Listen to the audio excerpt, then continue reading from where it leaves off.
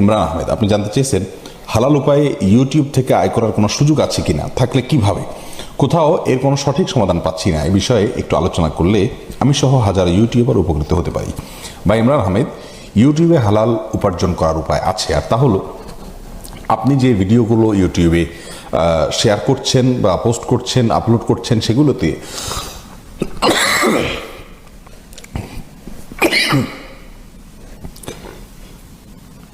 সেই ভিডিওগুলোতে যদি আপনি ভেতরে কোনো অ্যাডভার্টাইজ দেন, কোনো কোম্পানির অ্যাডভার্টাইজ দিলেন, অথবা আপনি কোনো পণ্যের অ্যাডভার্টাইজ দিলেন, সেটি আপনার নিয়ন্ত্রণে যদি থাকে, অ্যাডভার্টাইজটা আপনি নির্মাণ করলেন অথবা যারা নির্মাণ করেছে সেটা যদি আপনি দেখে সেখানে কোনো হারাম পণ্যের অ্যাডভার্টাইজ দেওয়া না হয়,